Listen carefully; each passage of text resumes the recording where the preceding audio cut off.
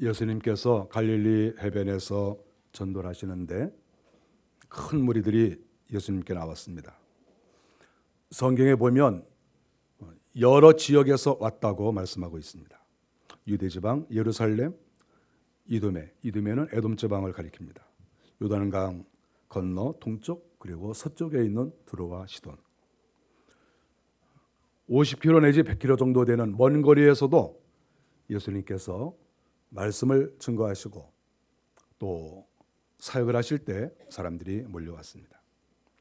8절에 보니까 왜 사람들이 이렇게 몰려왔느냐 그랬을 때 성경은 큰 일을 듣고 몰려왔다 이렇게 말씀을 하고 있습니다. 예수님께 사람들이 왜 오겠습니까? 당시에 이스라엘 나라의 지도자가 그렇게 많은데 제사장이 몇만 명이고 서기관이 몇천 명이고 장로들이 수만 명인데 왜 이름도 없는 예수님께서 저 북쪽 갈릴리 지방, 그것도 도시 한가운데 예루살렘도 아니고 저 북쪽 변방 갈릴리 지방에서 복음을 증거하실 때 왜 사람들이 그렇게 많이 왔느냐? 바로 예수님이 행하신 큰 일을 듣고 사람들이 왔다 이렇게 말을 했습니다.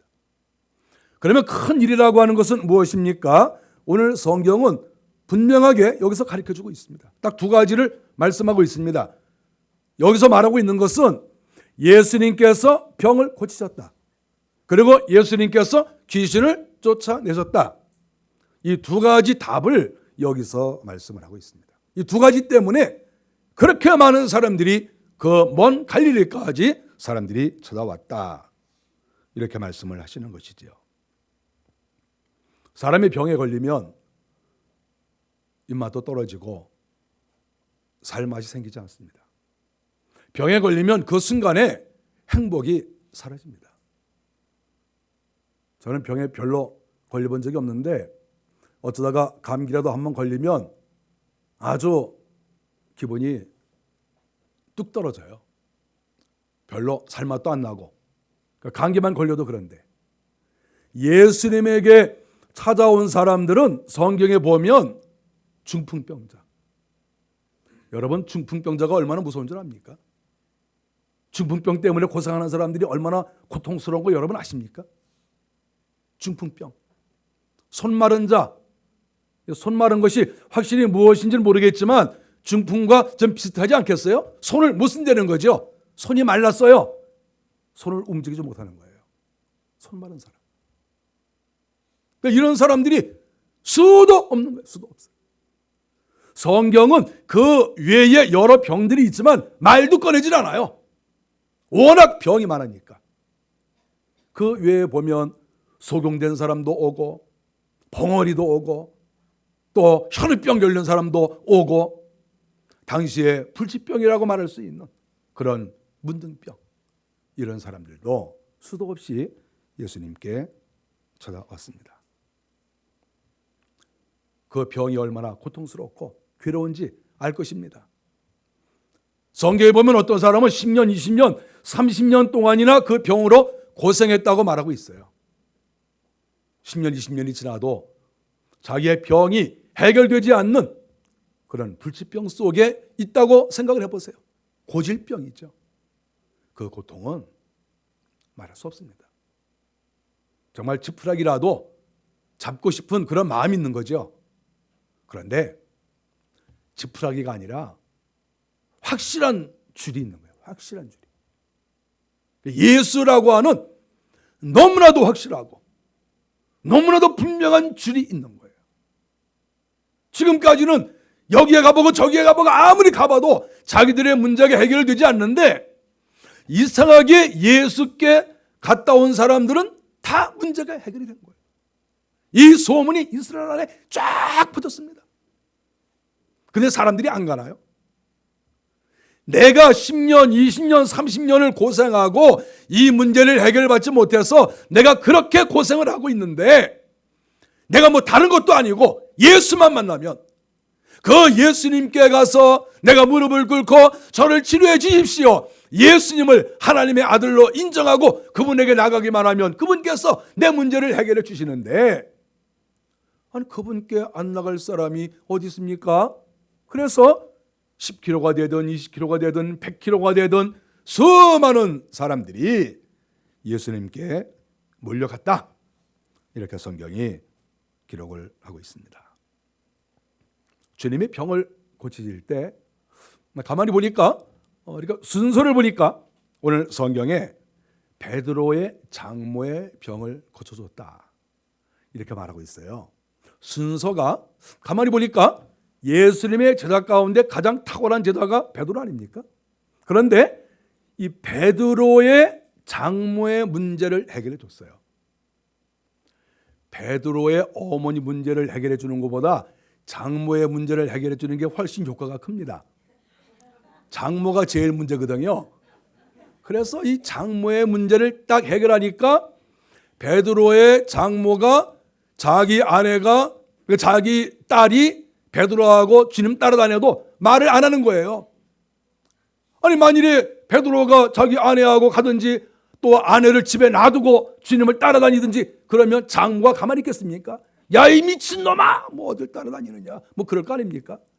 마침 장모가 병에 걸려가지고 다 죽어가는 거 주님께서 오셔서 딱 고쳐주니까 예수님 따라가라고.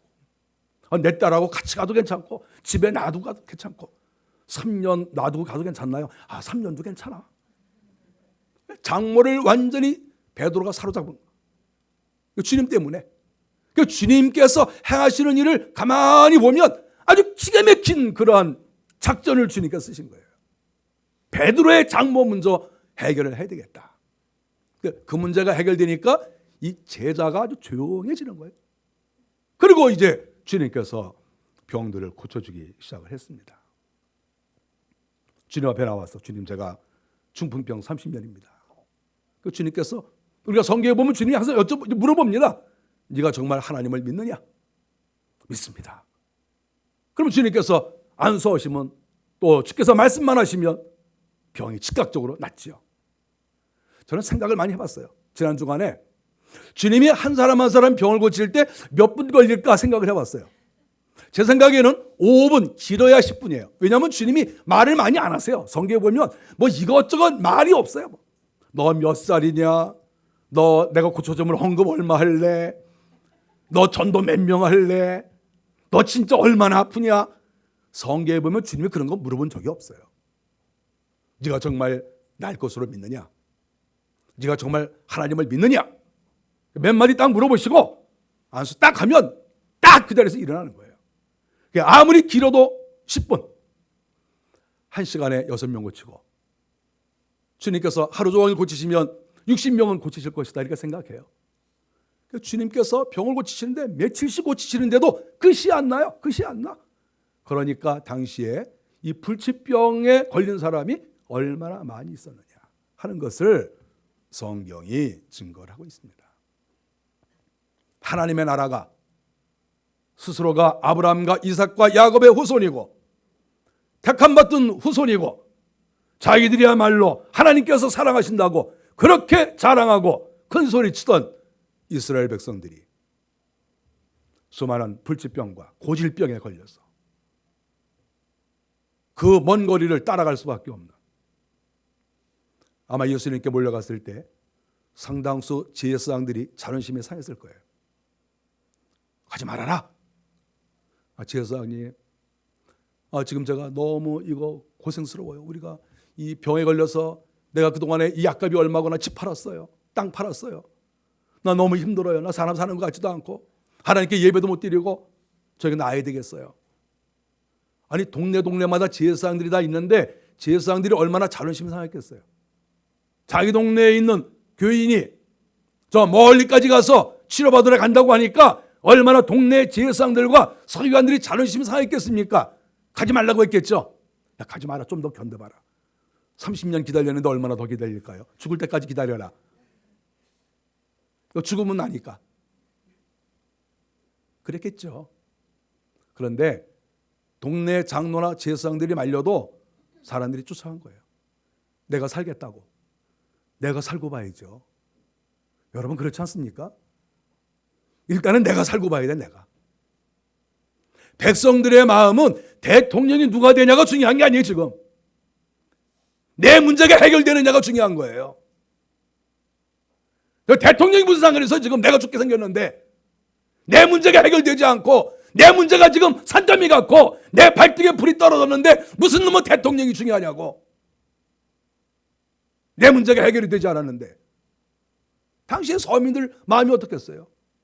다른 거 아무것도 안 중요해요, 지금. 자기의 병이 중요하지. 세상이 뭐라고 말하는 거 중요하지 않아요. 내 병이 낫고 내 몸에 귀신 들린 거 이거 해결해야지. 그래서 백성들이 그 먼 데까지 찾아갔다고 하는 것을 성경이 가르쳐 줍니다. 예수님께 온 사람의 숫자가 너무나 많은 거죠. 소문을 듣고 사람들이 자꾸 오니까 주님이 감당을 못 하시는 거예요. 감당. 아마 만일에 예수님이 평범한 목사님 같았으면 되게 좋아했을 거예요. 그렇지 않습니까? 야, 이렇게 성도들이 많이 오네. 야, 여기 빨리 교회 줘라. 크게 교회 짓고 천막 짓고 예수님이 맨날 우리 교회 나와야 된다. 막 그랬을 거예요. 그러니까 주님은 자기가 이 땅에서 교회 크게 세우는 게 목적이 아니에요. 사람 살리는 게 목적이지. 그러니까 워낙 사람들이 많이 오니까 나중에 견딜 수가 없어서 성경에 보니까 주님이 야, 빨리 조그만 배 하나 준비해라. 아, 왜? 빨리 배 준비해. 그러니까 배를 하나 빌려왔습니다. 그랬더니 갈릴리 바다, 그 바다에 주님께서 배를 딱 띄우시고 거기 딱 타신 거예요. 제자들하고 야, 빨리 타. 아, 왜 그랬어요? 도망가는 거야, 도망가는 거. 그러니까 주님 도망갔습니다. 근데 성경에 이렇게 점잖은 말로 피하시니라 그랬지만 실상 이게 도망간 거예요.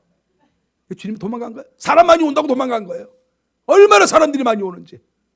주님 도망갔어요. 배 타고 쫙 건너가면서 영영 죽겠지? 그래서 다 이렇게 배 타고 가신 거예요. 그 사람들이 주님 왜 내 앞사람까지만 고쳐주고 왜 내 차례인데 지금 왜 안 돼? 왜 타셨어요? 막 사람들이 막 소리 지르고 나쁜 놈 막 그러고.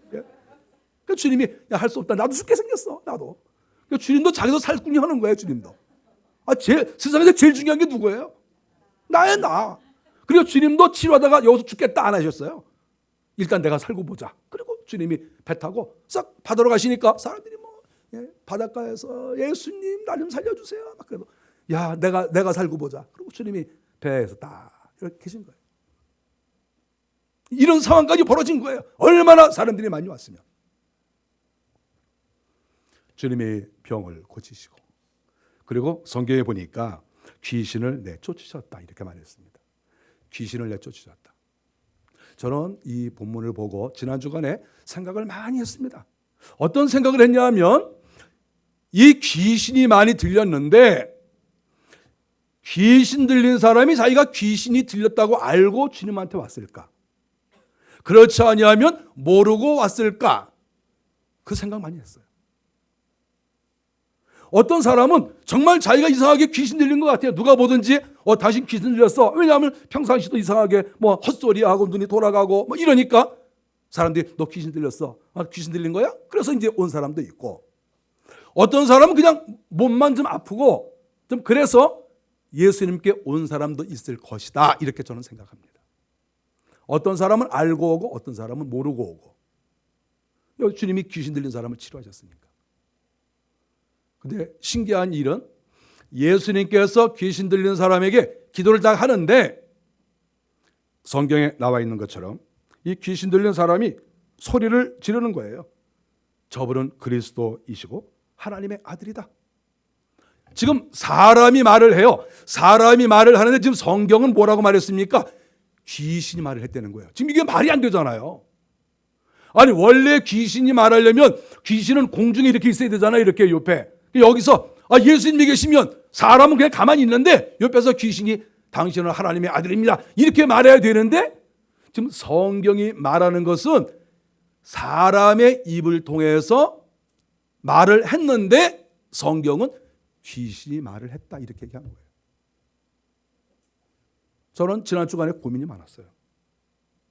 왜 고민을 했겠습니까? 예수님에게 온 사람들이 귀신이 들렸던지 안 들렸던지 다 주님이 하나님의 아들이시고 그리스도인 것을 고백을 했습니다.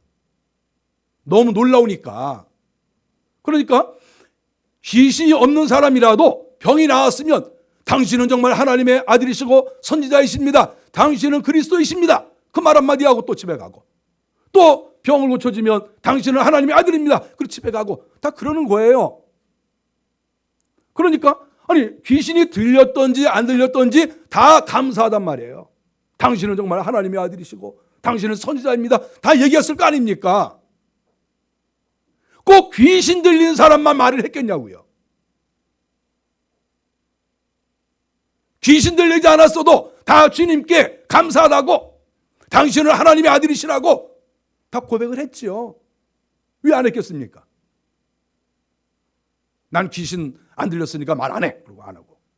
난 귀신 들렸으니까 말할게. 그리고 당신은 그리스도십니다. 뭐 그런 거예요? 성경이 그게 아니잖아요, 지금. 결국은 귀신이 들리지 않은 사람도 주님을 그리스도라고 하나님의 아들이라고 얼마든지 고백할 수 있는데, 오늘 성경에서는 관심이 있는 부분이 뭐냐 하면 귀신들이 말을 했다는 거예요. 귀신들이.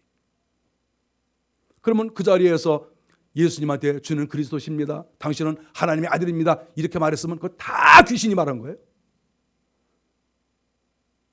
여러분이 지금 예수님께 주는 그리스도시요 살아계신 하나님의 아들입니다 그러면 귀신 들렸네 이래야 됩니까? 심각한 문제인 거예요. 이게. 말만 하면 다 귀신 들렸습니까? 신앙 고백하면 다 귀신 들렸습니까? 여기서 말하는 것은 일반 사람들도 분명히 주님께 고백을 했을 거예요. 그런데 특이한 것은 귀신이 들렸는데 귀신 들린 사람, 그 사람은 의식이 별로 없어요. 그 사람은. 그런데 요 속에 들어간 귀신이 예수님만 보면 그런 말을 하는 거예요. 당신은 하나님의 아들이시고 당신은 그리스도이십니다. 귀신이 말을 하는 거예요. 귀신이. 그러면 마가가 이것을 썼을 때 잘 봤을 거 아닙니까? 저 사람은 믿음으로 고백하고 저 사람은 귀신 들려서 고백하고, 이거를 마가가 쓰면서 뭔가 봤을 거 아니에요. 이 성경을 썼을 때에는. 그럼 무엇을 보고 판단했겠냐 이거죠. 귀신이 말을 했는지 사람이 말을 했는지 어떻게 분별을 했냐 이거예요. 여러분은 뭘로 분별하겠어요? 여러분이 지금 신앙 고백을 하는데 귀신이 말을 한 건지 정말 믿음으로 고백을 한 것인지 무엇으로 분간을 하겠냐 이거예요. 지금 이 본문을 보고. 무엇으로 분별하겠습니까, 여러분들은?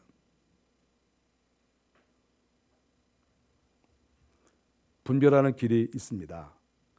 오늘 성경에서 기록한 것은 뭐냐면 귀신이 들리면 비정상적 방법으로 고백을 한다는 거예요.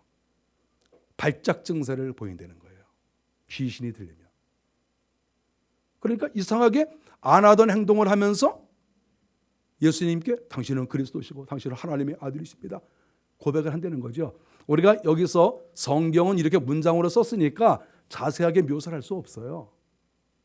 그런데 귀신이 들려서 고백을 하면 사람이 큰 귀신이 들어왔다는 거예요. 지금 조그만 귀신 들어온 사람들은 이렇게 고백 안 합니다.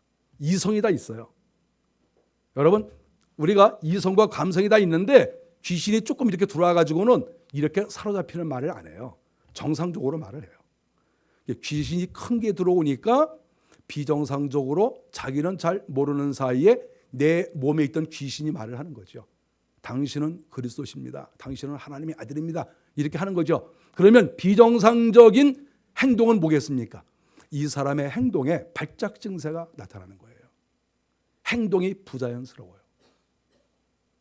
눈이 돌아가든지 손이 막 삐뚤어지든지 몸이 뒤로 넘어가든지 땅바닥에 엎드려지든지 그러면서 비정상적으로 말이 나오는 거예요.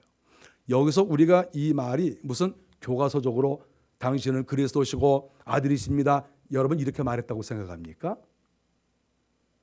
귀신이 말을 할 땐 이렇게 정상적으로 또박또박 말하지 않습니다. 또박또박 말하지 않고 발작 증세가 나타나서 말을 하는 거니까 주님께서 안수하셔서 병이 떠나가고 귀신이 떠나갈 때에는 눈을 막 까뒤집으면서 그리고 말을 하더라도 약간 이상하게 말을 하는 거죠. 이상하게. 20살 된 자매가 예수님께서 치료하시니까 귀신이 나갈 때 20살 맞고 자매가 주님 앞에서 나가면서 당신은 주님이시죠? 이렇게 말 안 되는 거예요.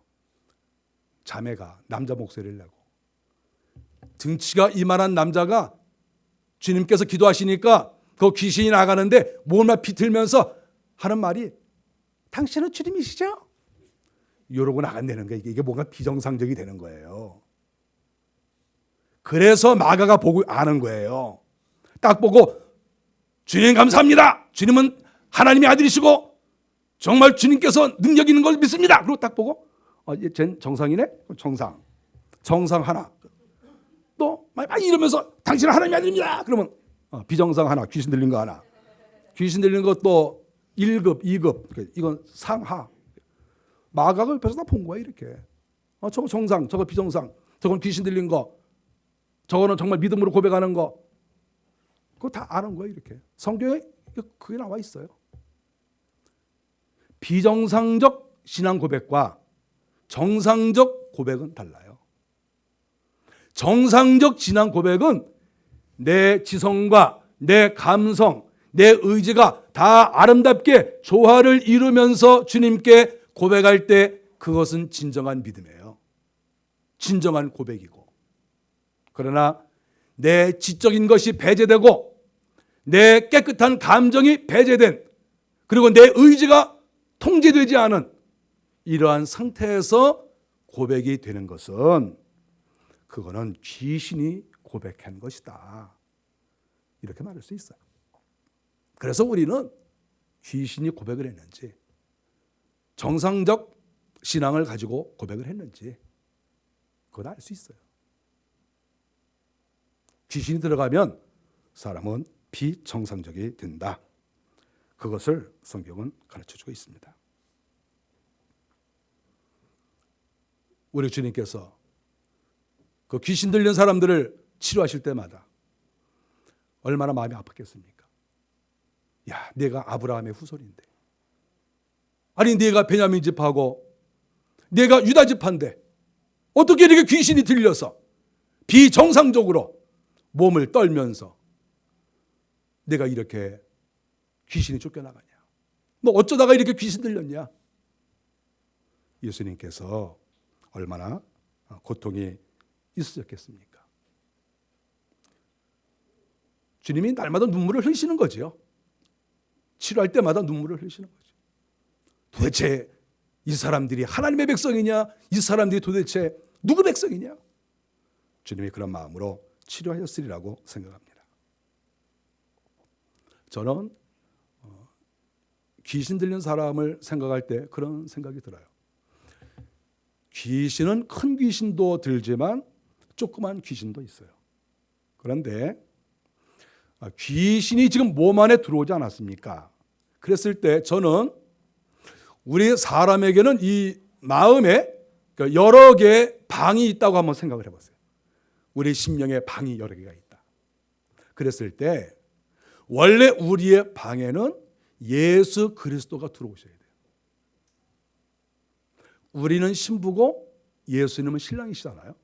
그러니까 내 마음의 방에 내가 있으니까 여기에 신랑이 오셔야 내가 정상적인 신랑과 신부의 관계가 되고 내 마음의 성전이 이루어지는 거예요. 이게 정상이에요.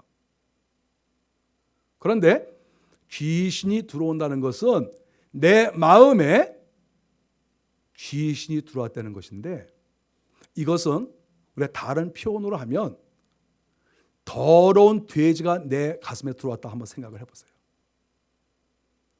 신랑과 신부가 사는 신혼방에 신랑이 없고 돼지가 꿀꿀거리면서 돌아다닌다 한번 생각해 보세요.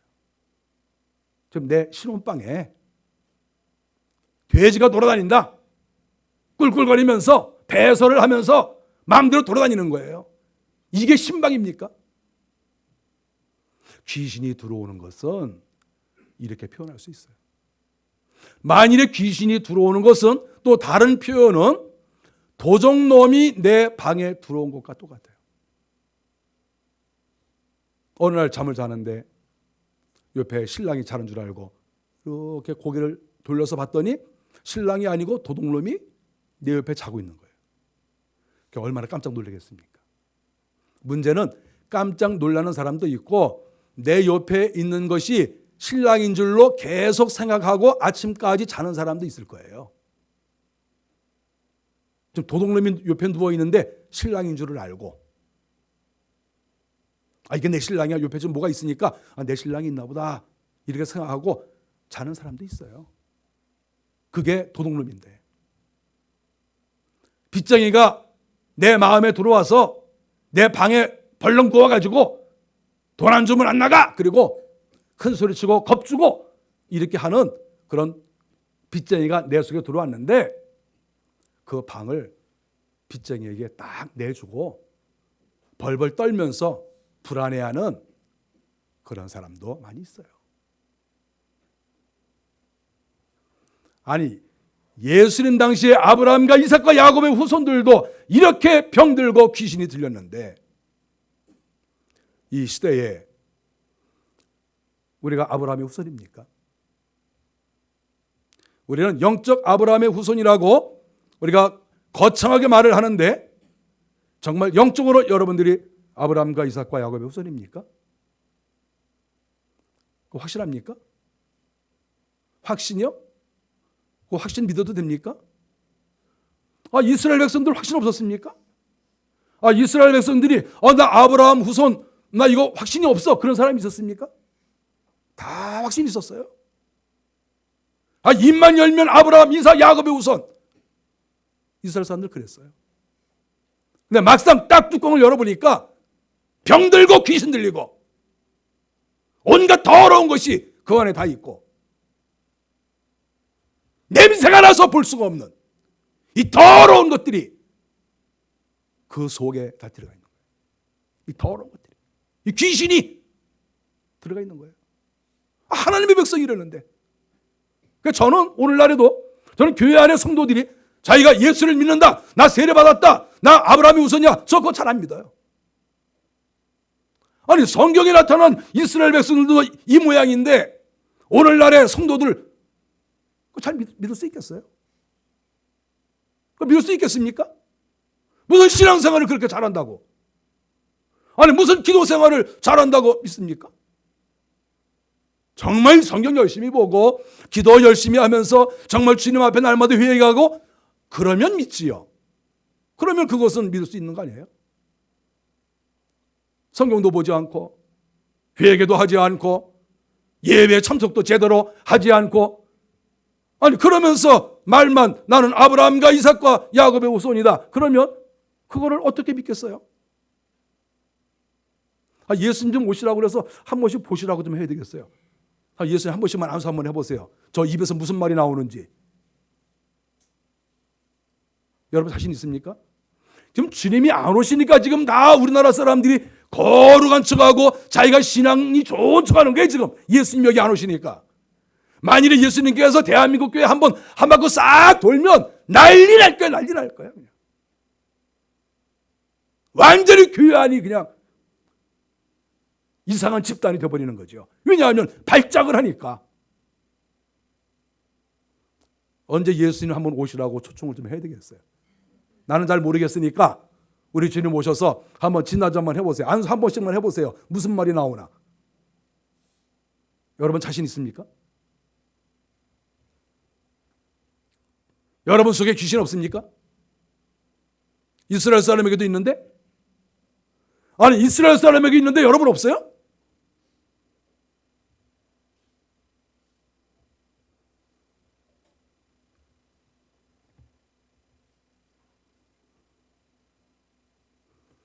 하나님의 사람들은 우리의 속을 깨끗이 하고 우리의 영혼과 우리의 육체를 예수의 피로 깨끗이 하고 날마다 회개해서 나를 청결케 해서 예수 그리스도가 내 속에 충만히 임하는 것, 이것이 우리의 목표고 이렇게 해야 진정으로 행복한 신앙생활이 됩니다.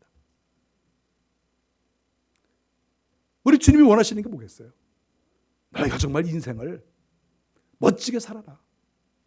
인생을 충만하게 살고 넉넉하게 살고 행복하게 살아라. 마귀의 세력에서 벗어나서 모든 영적 질병과 육체적 질병에서 벗어나서 또 환경의 질병에서 기업의 질병에서 너희들이 다 벗어났어. 한번 아름답고 멋지게 축복받은 사람처럼 너희가 살아라. 이것이 주님께서 원하시는 거예요. 왜 주님께서 병을 고쳐주시고 왜 주님께서 귀신을 내보내시겠습니까? 우리를 온전하게 하시기 위해서 그런 거 아니겠어요? 주님의 마음은 지금도 똑같습니다. 우리가 내 마음속에 있는 도적들, 내 마음에 있는 더러운 돼지떼들, 내 마음에 있는 모든 빚쟁이들, 불청객들, 이런 것들을 싹 몰아내고 오직 예수 그리스도만 내 마음속에 충만히 모셔서 어떤 일을 하든지 그 속에 주님께서 역사하시고 은혜로 인도하시는 그것을 주님은 지금도 원하시고 우리가 그렇게 돼야 되는 것이지요. 그것을 주님이 지금도 원하세요. 저는 이 교회 목사로서 정말 우리 교회 성도들이 이 가슴 속에서 몸 속에서 하여간 어떤 악한 영의 자취는 완전히 좀 쫓아냈으면 좋겠어요. 아쉽게 생각하지 마시고 그동안 정들었는데 너 떠나면 어떡하냐 그러지 마시고 정들었어도 보내주세요. 알았습니까? 정들었어도 보내주세요. 20년 30년 내 방에서 살고 40년 50년 내 방에서 살았더라도 깔끔하게 정리하세요. 그리고 오직 내 속에 예수만 모셔. 그 주님께서 내 속을 충만하게 하시면 우리의 인생이 얼마나 복되고 기쁘겠습니까? 우리에게 성도들이 오늘 본문의 말씀을 생각하시면서 주님, 제가 주님이 들어오실 자리에 귀신을 그동안 들여보냈습니다. 이제는 귀신을 쫓아내고 악한 영을 쫓아내고 예수 그리스도를 신랑으로 내 방에 모시겠습니다. 이렇게 고백하시면서 실천하시는 성도들이 다 되시기를 바랍니다. 기도하겠습니다.